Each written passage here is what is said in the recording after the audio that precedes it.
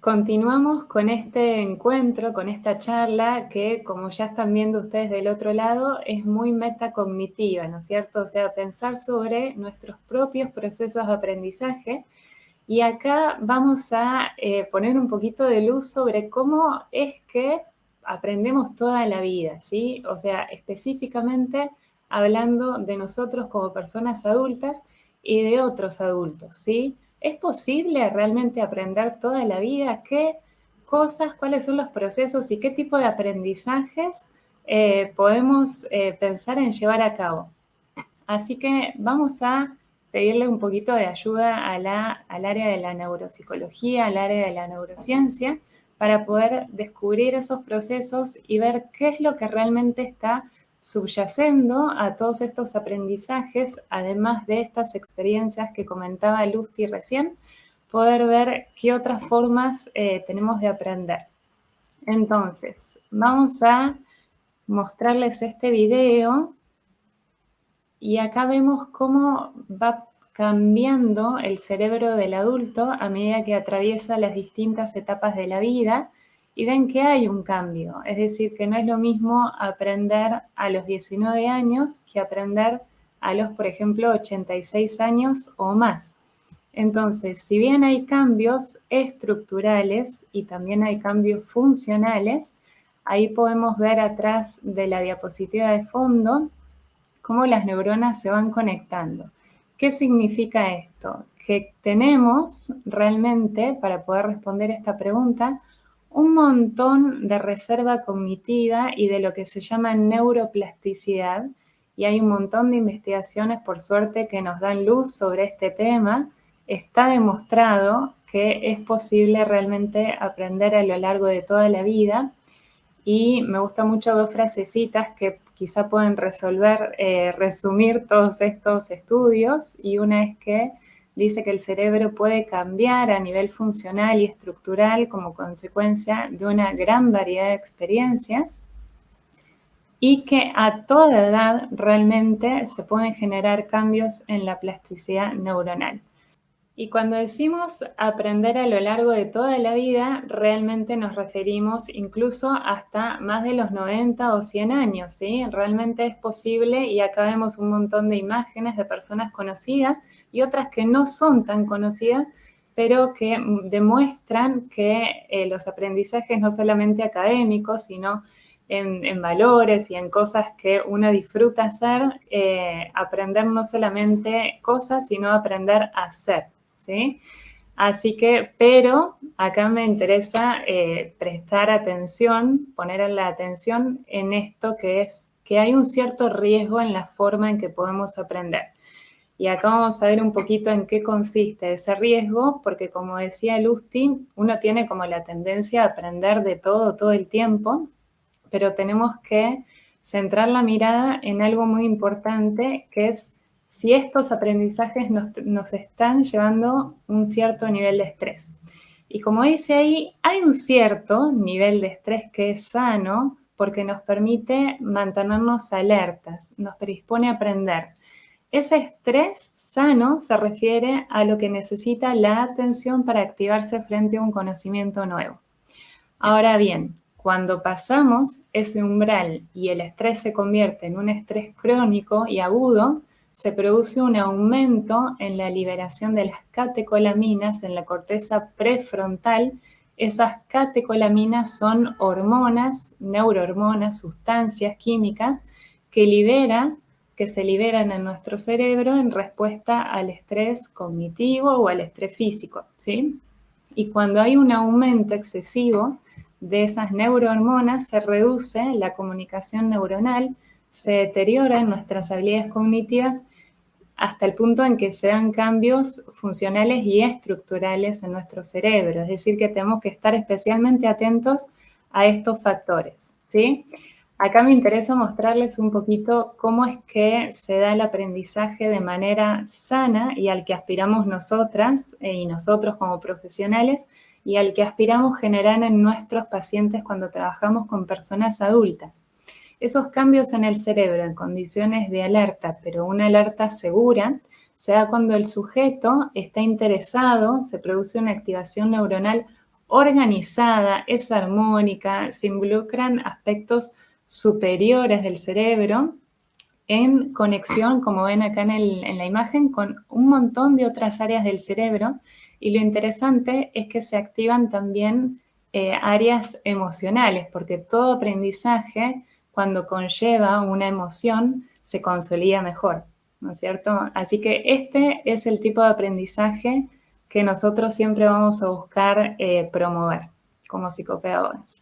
Ahora bien, ¿qué pasa durante la exposición al estrés? Como les decía hace un ratito, los altos niveles de catecolaminas desconectan la corteza prefrontal y fortalecen circuitos más primitivos de nuestro ser.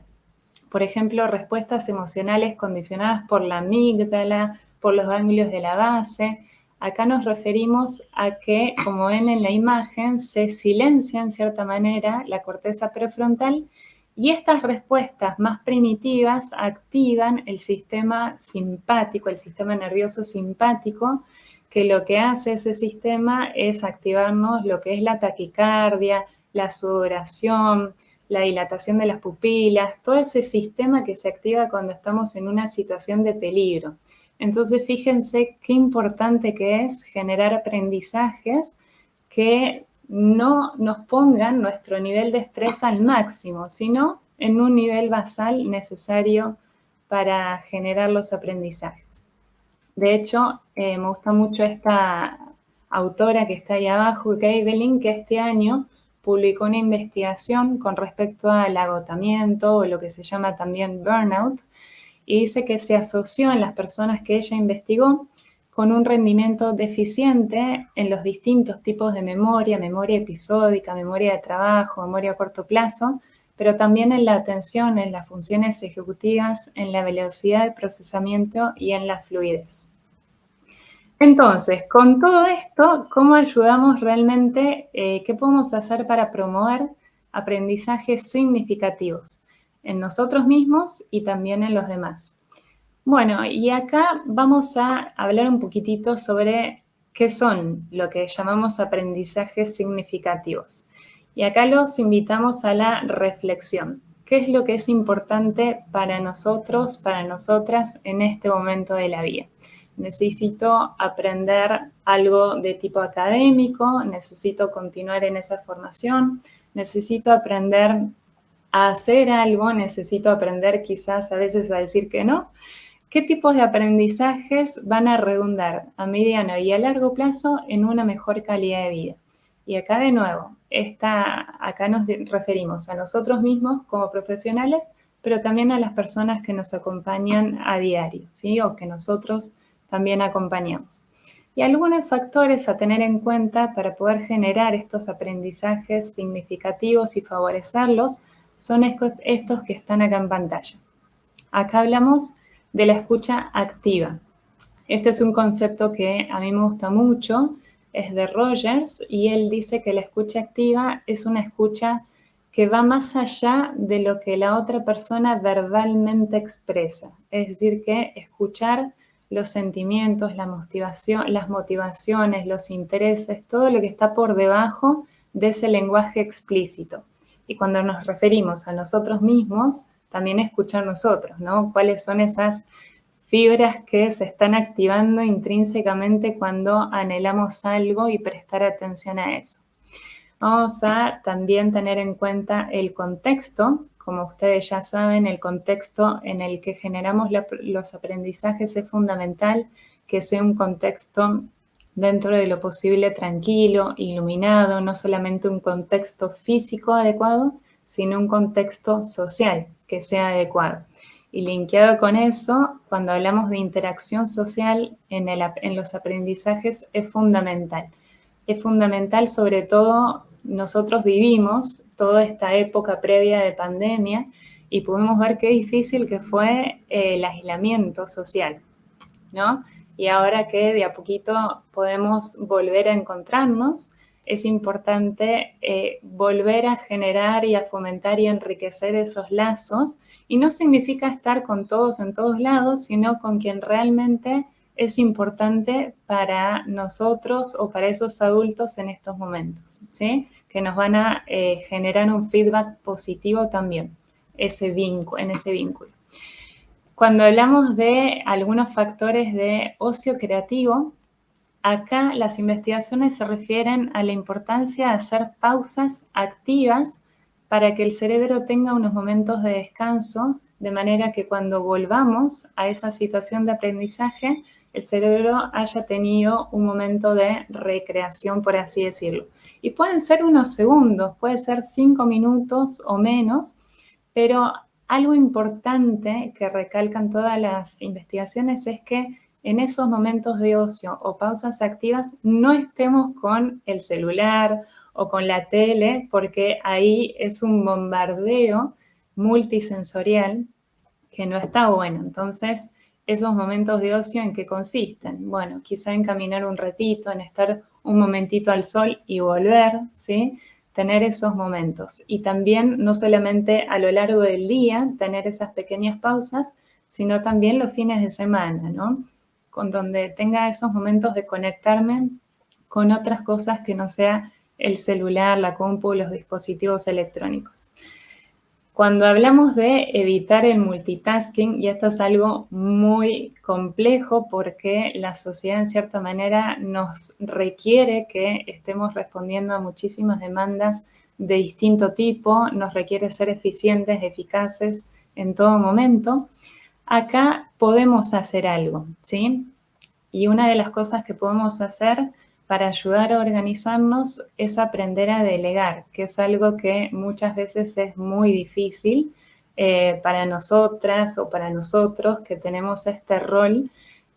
Podemos realmente favorecer muchísimo nuestros propios aprendizajes y los demás si aprendemos a organizar, a delegar, y también cuando estemos escuchando a veces algunos congresos o algunas charlas, incluso de manera sincrónica o asincrónica. Esto es análogo a la computadora. Vieron que uno a veces tiene muchísimas ventanitas abiertas en el navegador. Bueno, lo mismo pasa en nuestro cerebro. Con el multitasking tenemos muchísimas ventanitas. Entonces, ¿qué podemos hacer cuando tenemos que estar en un lugar, pero tenemos un montón de ventanitas abiertas adentro? Hay algunas cositas que nos pueden ayudar, por ejemplo, un cierto movimiento.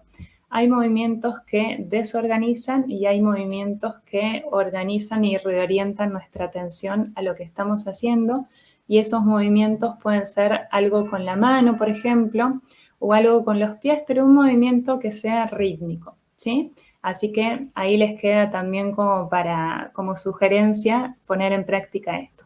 Y por último, factores de protección que son fundamentales para todo aprendizaje, porque en definitiva son factores de protección que benefician a nuestro cerebro.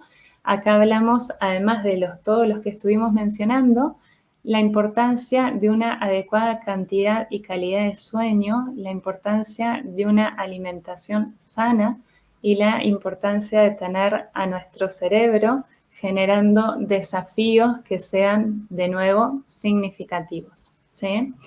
Así que para terminar, me gusta mucho esta frase que es de nuestro querido José Hernández en el Martín Fierro. Le da consejos a su hijo y hay una partecita con la que me gustaría cerrar esta parte que dice que hay hombres que de su ciencia tienen la cabeza llena.